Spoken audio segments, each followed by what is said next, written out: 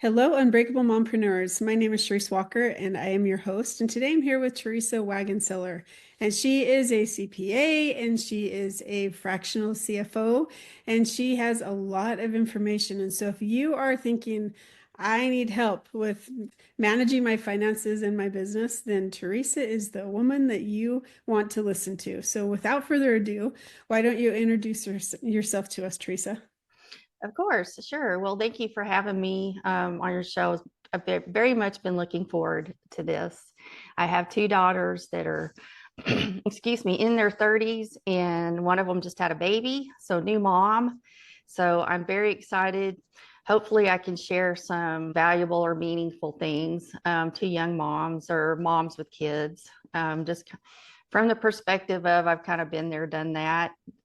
And now I'm the grandmother, which is even more fun. So I am a CPA. I started out in public accounting about 30 years ago.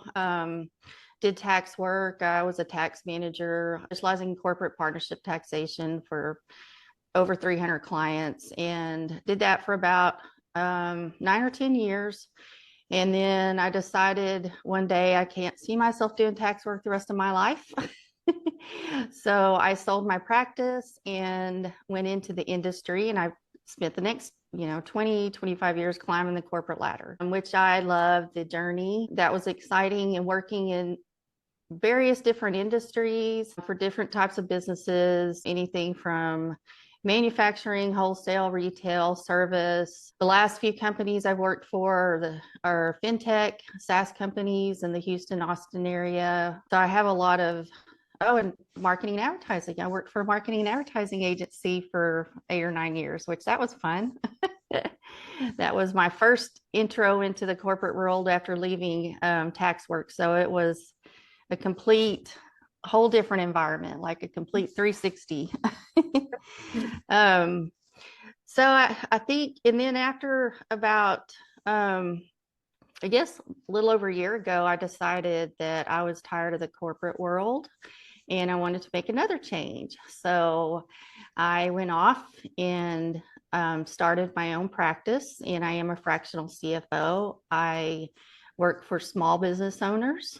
My goal is to give them the same type of financial expertise that large corporations get with chief financial officers, but at a fraction of the cost, so they can afford one, because every business needs somebody managing their money matters, their financials. Every company, every business needs it. Yes. And I think that if you look at how you spend your personal finances, that will probably reflect on how you spend your business finances. And usually, most people are not very good at that, which is why they need someone like you, right? That's exactly right. That's one of the main things I like to tell people. It's interesting to me how your personal business matters or personal money matters carry over into how you handle your money matters in your business, your financials in your business. And two, not everybody that goes into business has been trained or taught or whatever it is to understand the money matters or the financials of their business. And so that's challenging for small business owners or any business owners as well. Mm-hmm. No, that's very true. So, for the listeners that don't know, what is a fractional CFO? So fractional CFO is simply, fractional is a fancy word for saying part-time. And a CFO is a chief financial officer. They manage the company's finances through forecasting, budgeting, strategic planning, and tracking profits, cash flow. They basically make sure that the company's healthy, financially healthy, and that the finances are on track to meet the company's goals. Okay. So, what size of business? Because I spoke with somebody, well, he always talks about how he builds his business, and he builds his business to about 60% to where he can hire his C-suite and then he can move forward. At what point should a business be considering a fractional CFO? Well, I've learned that I've worked with companies anywhere from under $1 million to the last companies I worked for in Houston were multi-million, billion-dollar fintech companies. Mhm. And so in my mind, the sweet spot or the perfect size of a company that should be looking for a chief financial officer is between 1 million and 5 million in annual revenues. I think that's a good place to start. And that seems to work really well. And they've usually been in business for a few years Mhm.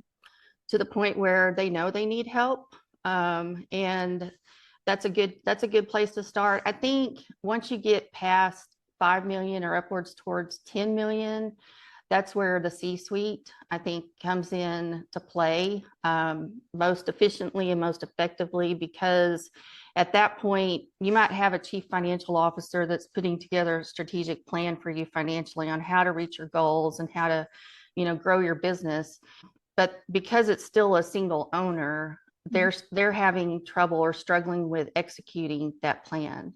And that's where a C-suite can come in and be very effective. A chief operations officer, for example, can come in, and if we're struggling with the operations of our company being profitable from that standpoint, they can execute, the strategic plan to help increase profits. And a chief revenue officer, if we're struggling with sales, whether it's getting leads, conversion rate, retention rate, whatever it is, we put together the plan and they can help execute that plan with the sales force, the sales team. And I'm glad you mentioned that, because I've recently added a C-suite service to my fractional CFO service. And it works in that order. I come in first and put together a strategic plan from a financial perspective, and then bring in my two colleagues that are operations and revenue to help execute those plans as we go. That is fantastic. That's Yes. great. And I think people need to understand that a CFO is not a bookkeeper. Right. Um, yeah, because that's something totally different and it doesn't require your training and expertise. Right. Well, they don't want to pay me to do their Right. bookkeeping and their accounting. I've actually built up a network of resources. So because I do, a lot of times I pick up these small companies or these small businesses, and the Mhm. first thing they ask me is, because I'm a CPA, I guess, can you help me with my taxes? I know my bookkeeping's a mess or it's not in order. Can you help me get that together? So I've acquired some resources that work with me. And if that's the case, then I can outsource that work to some colleagues of mine, and I oversee it. And then I do the chief financial officer part with it. So I've learned to use my resources I love that. to take care of the clients. Yes. And look at you, you're scaling up. See, you're doing exactly what Yes. you help Yes. people do as well. I've So helped a lot of companies scale up as we grew and as I worked with them. So very familiar with that process. I can definitely help small companies scale up as well by utilizing resources and surrounding yourselves with experts. I always say, you're a small business. If you want to grow, try to think bigger. Think about how the large companies do it, how the big companies do it. They have a chief officer in every area of their business, from operations, revenue, finances, you name it. mhm. And that way the owner or the CEO gets to actually work on the business and do what they went into business to do on their service or their craft or whatever it is. That's great.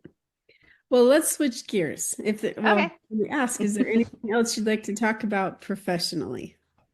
I don't think so. I'm excited to switch gears and talk about how, surprisingly, I don't know if everybody realizes, but how much our personal lives and our business lives are similar in so many ways. Oh my gosh. See, we're on the same page because I actually just talked about that because as I'm switching gears, yes, everyone hears me talk about being the realtor, being the lender, but the book that I wrote talks about flipping the iceberg, which is relationships. So before we get into that real quick, what is one thing you wish you would have known that you know now starting your business? One thing I wish I would have known. Well, I can tell you this. When I started out in my 20s, I got my degree, got my CPA license, got everything out of the way before I had kids. We got our first house. We tried to have everything in order as much as possible, and we did. And I had two girls. I had two babies. I think it's 27, 24 and 27. And I was in public accounting doing tax work. And I thought, I'm going to go into practice for myself. So I started my own practice, I think at like 25, I don't remember. And I'm going to work from home and take care of my babies at the same time. I thought that was a perfect plan, and I couldn't have been more wrong. So that would have been something I wish I would have known, or somebody would have told me. It's going to be a lot harder than you think. First of all, owning your own business, there's a lot more that goes into it than just what you went into business to do. And trying to do that at home and taking care of two small babies it was almost impossible. I didn't even know how I did it. Mm-hmm. Yeah. But that's something I wish I would have known in my 20s. I wish I would have had a mentor or somebody that had been there, done that could have told me, well, let's think about this and let's consider this. Mm-hmm. No, that's good. I probably would have made a different decision. Okay. So would you have put him in daycare, or would you have like gone into the office for a few hours and like I think I would have gone to work for a business, for a company as an employee. Okay. Because in doing that, you eliminate everything but just the work you're hired to do. Right. And you're outside of the house. Back then it was, because we didn't get to work remote when I had little kids, and so you're outside the house, and you have to say there has to be some separation there. I think that was the hardest thing, was there was never any true separation between work and family. It was all commingled. And trying to focus on tax returns and that kind of work, it was extremely difficult to focus and be efficient with my work, because I was constantly going back and forth with kids and tax returns and kids and tax returns. And then you get interrupted and you forget where you left off and you have to go back. Start over. Yes. Yeah. See, that's something where we don't talk about that a lot as an entrepreneur and a mom who stays at home, because you are absolutely right. I had this conversation with my husband literally last night, and I said, okay, maybe I should just go get a C-suite job, because I can then turn it off and be done. Because my husband's like complaining right now. It's your computer's always in your face. You're always working. You're always married to this or that. And I'm like, actually, I'm not. I used to be, but they're so traumatized from the first early years starting out. But I do have to say, when I did work outside the home, like your house stays clean because nobody's home. And so you come home and you make your dinner, you eat together, and you get ready for bed. Like it's a much smoother transition. When I'm working, sometimes I think, would my girls be better off hiring a babysitter because they're interacting with them? And granted, I work while they're at school now, but younger, you're right. And that's the trade-off that I don't think people think about is, well, I get calls constantly this year alone from a lot of my clients. Teresa, I'm thinking of becoming a real estate agent. And my first question is why? Because Yeah, I think that you make all this money, it's glamorous. Let me tell you. No. My oldest daughter went that route. Yeah. She's done a lot of things. She's a true entrepreneur in every sense of the word. Right. And she's tried almost everything. And she did got a realtor's license and did that for a while. And I watched her and looked at what she was doing, and I was like, oh, who in their right mind would want to do this? Yeah. It's hours and hours. It's never ending, and you're always on call for your clients. Yeah. It's crazy. So let's talk about the relationships then and being a mom. So what did you want to bring up? Because I know that you had some things that you wanted to talk about. Well, I just want people to realize that what you do in your personal life, I would just say, find out whatever's working in your personal life. And I speak more so from a financial perspective, but if you have something that's working well in your personal life, carry it over into your business. Do it in your business. If you have something that isn't working right in your personal life as far as finances, or you're not good at, or you don't want to do, or you don't like doing, be mindful of that in your business. Because if you're ignoring your finances or not paying attention to them, or whatever the case in your personal life, you're probably doing the same thing for your business, and it's not going to work in your business either. And the other thing, a little practical tip I would like to let everybody know or tell everybody, cash flow is more important than budgeting, and it's also more fun to do. So first of all, budgeting, nobody likes budgeting. I don't know if anybody likes to prepare a budget and then least of all look at it and try to stick to it. It's just not fun, even in the business world. But cash flow forecasting is, in a sense, managing your money I guess inadvertently through budgeting, but you're managing the inflow and outflow of your cash is what you're doing. So you have to list all of your expenses and all of your everything that you pay money on it, everything that takes money away from you. You have to list all of those things. And so you see all of them. They're in front of you, and you can see what's going in and out of your personal finances and see same thing in your business. You can see what's going in and out of your business that way. And a cash flow forecast is just managing your cash flow in the future over a time period is what it is. You just map it out over a time period. And I just think that's easier to do. To me, it's more fun and more challenging to do than to prepare a budget and try to stick with a budget. But there's always these words, potato, potato, tomato, tomato, the way people say it, and creates emotion behind it. And so when you use the word budget, you're right. It's like restraint, limited, and poor. Like, I mean, I want to think about when they hear the word budget, what does that mean to you? And then when so like sit with that for a second.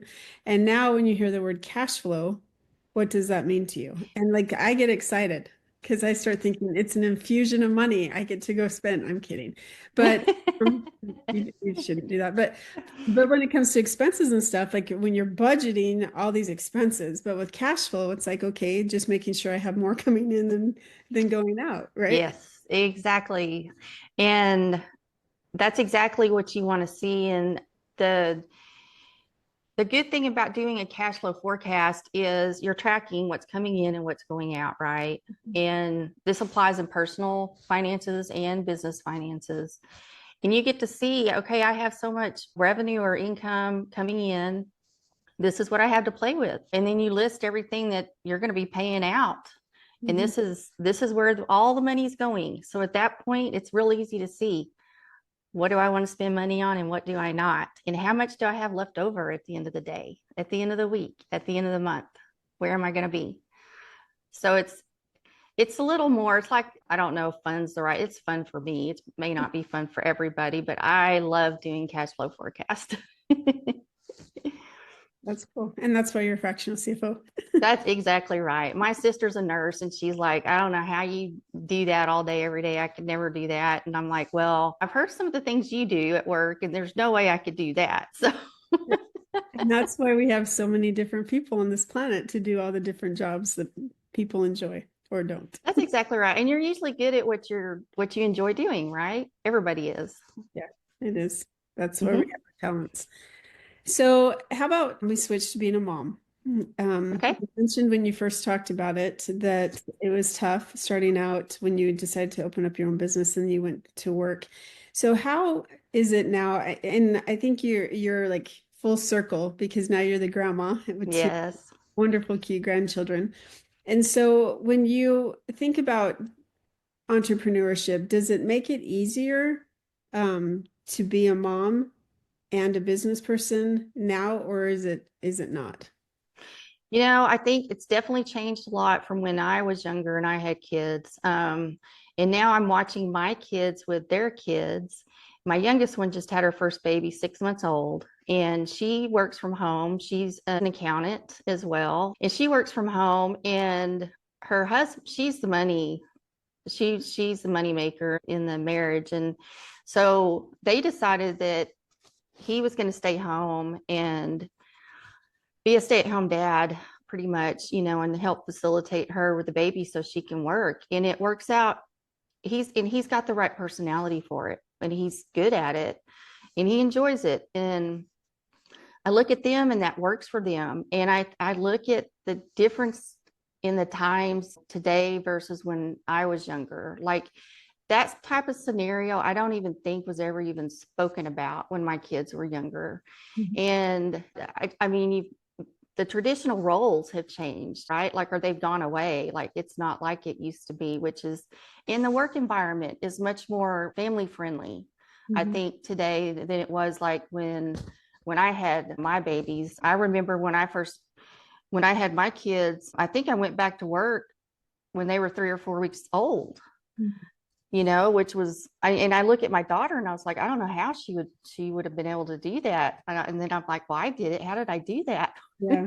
Well, I remember it was hard. It was extremely hard. So I think there's a lot of improved um, work and family balance, out there in the work world now. I think for single or not single moms, but for moms with kids trying to work and balance the work family life is extremely difficult, especially if you're self-employed. I think once the kids get into school, it tends to be a little bit easier because then you have that separation, right? You have so much time while they're in school to actually focus on something else without that distraction. And to me, if I would have done it all over again, I would have waited till my kids were in school and then I would have gone self-employed. I think that would have made more sense and not have been as difficult, Right. for sure. Yeah. Well, and I think that the moms who do stay at home, like I see what you're saying because now that my girls are in school, it gives me time to be able to do some of the things I need to uninterrupted. However, if I need to run to school for something, or if I need to do this, or I need to do that, or I want to go on a field trip like I did last week with my daughter, cleared my schedule and I went on the field trip. And so that Mhm. gives you the flexibility, but yet you can work from home. So that's a good perspective. Interesting. Yes. And I think if you're in business for yourself, especially as a mom, I think to try to remember, you don't have to do it all by yourself. Try to surround yourself with some people that can support you and can help you, even mentors and even, outside resources so that you can focus on. I always have this top three that I do. It's what I focus on every day. I have a top three of what I want to get done that day, top three, whatever. It's always pick three things because we all have way too much to do. And especially young moms if they're in a business with them for themselves, you have way more to do than you have time to do it. Everybody does. And so I try to tell my girls, even, focus on what's most important. Pick a top three that you want to get done that day, focus on that, and don't sweat the small stuff. Just take care of the basics, keep it simple. Try not to do so much. My oldest daughter is an extreme multitasker, and she amazes me what all she can do. But then she stresses herself out. Yeah. By the end of the week, she's completely stressed and overdone, and she's working on that and trying to manage that. And I think she's getting better. And I know when I was a young mom, I used to think I was Wonder Woman because I could multitask and do all these things and clear thought and just be thinking and doing 5 different things at one time. But you are, at the end of the day, you are stressed out. And try not to overcomplicate. I think a lot of moms don't overcomplicate things. Just stick to the basics, take care of the basics, focus on the basics and what's most important. And I think that helps. And I think I remember as a young mom, because it's like you're trying to prove that, I don't know, for me, because my Yeah. mom, right? Like the things, and now that I look back, like, oh my, how did she do it all? And craziness. And so it's like, oh, I need to compete with my mom, or I need to like show my mom that I'm a good mom too. Like, I don't know what it was because she never even put that on. But it's like, no, you just relax. Because if you Mm-hmm. get stressed out and you feel like you have to be the Wonder Woman, like your kids are sensing that too. Here's a good example. You have somebody over, right? During the week, unless you're this clean person, I won't call you the clean freak, but like super organized and you are that superwoman, congratulations. But I'm talking to those that are not. They're the frazzleds. So somebody's going to come over, we'll say on Sunday for dinner or something. And so it's like, okay, you guys, we madly have to clean the whole house and stuff. Like I remember a couple weeks ago, my daughter, I just wanted my house clean. And so she's like, Mom, who's coming over?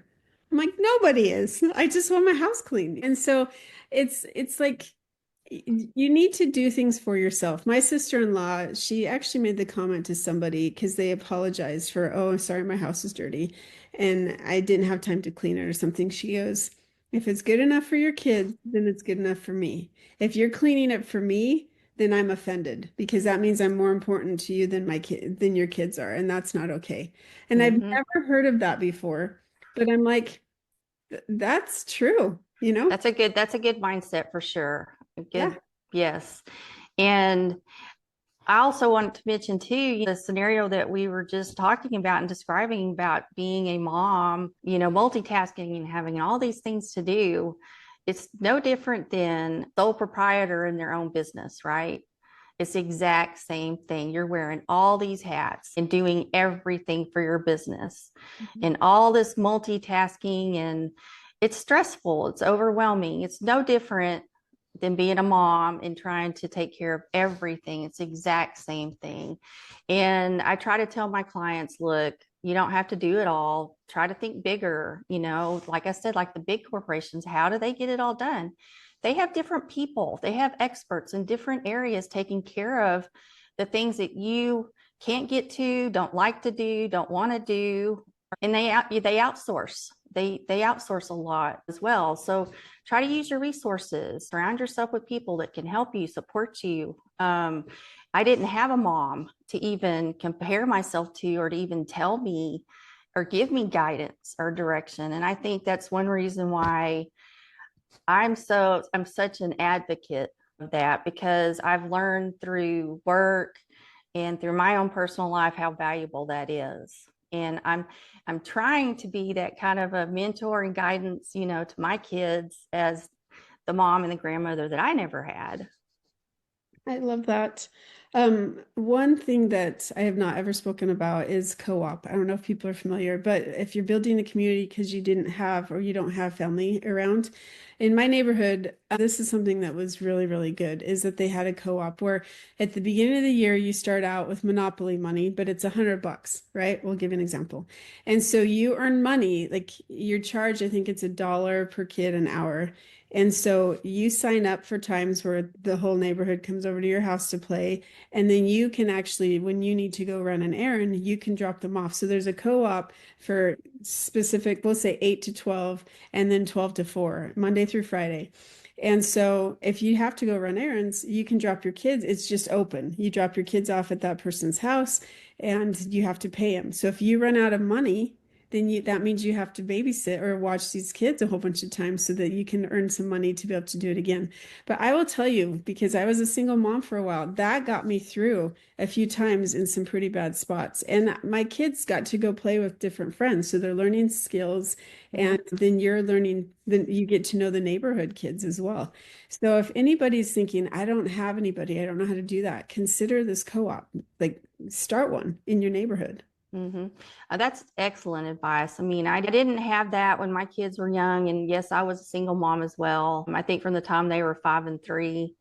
And that's why I look back and I'm like, how did I do everything I did? And I certainly did it the harder way because I didn't think of the co-op. Mhm. And so I'm just speaking from experience. That's not the best route to go. And you can definitely, as you can delegate in business and as well as you delegate in your personal life.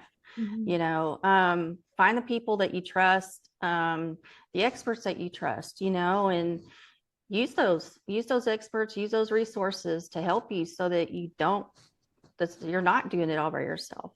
And you'll be so much better at the things that you do, Mhm. right? If you're not trying to do it all and do it all by yourself. And you'll have more time for your family as well. Yes. And you won't be, and it's better health wise. Like I destroyed my health, to be Right. honest, So, just from stress, just trying to deal with stress. And I was putting the stress on myself by doing all of this by myself. And it's definitely the harder route to go. yeah. Well, Teresa, it has been a delight to talk with you. So thank you for being vulnerable and opening up, but also teaching us about this really important CFO position that you have. And so if our listeners wanted to find you because they're thinking, that's me, that's my business, I need some help, how would they find you? So I have a website and it's higher up, cfoservices.com. And that's higher as in higher profits and cash flow. Great. I do free financial assessments on any business. I like to talk to business owners, so you can book a call with me, and I'd love to hear about your business. There's so many cool, things going on and people doing really interesting businesses out there, which I think are fun to learn about. I love to learn about these new businesses. I also have a learning center page on my website. So if you want to learn more about cash flow and managing cash flow or cash flow forecasting, you can learn more about that on there and even do it yourself. I have a cash flow forecasting tool that if you want to book a call to, I'd be happy to show you how to use it. And you can use it in your personal finances and in your business. That is so great. Thank you. Of course. I greatly enjoyed talking with you as well. And I hope I was able to shed some light on or get some helpful hints, if you will, to the moms with kids that are trying to run their business as well. You absolutely did. Absolutely. So thank you so much for being on. Yes, thank you. And moms, being a mom is fantastic. And so you have to decide what that looks like for you and be comfortable with it. And don't worry about what anybody else says. It's just you, your children, and your family. And if you are thinking, you know what, I do need to be able to figure out my cash flow and I do need some direction and guidance, then reach out to Teresa and the link will be below. And if you find this helpful, then please like and subscribe and share and go out and make it a great day. Beautiful moms, remember, you are unbreakable. Keep illuminating the world with your strength, pursuing your dreams, and reveling in the splendor of motherhood. This is Teresa Walker, bidding you farewell for now. Stay tuned for more empowering conversations on the next episode of the Unbreakable Mompreneurs podcast. Until then, keep shining bright. Signing off with love, Teresa Walker.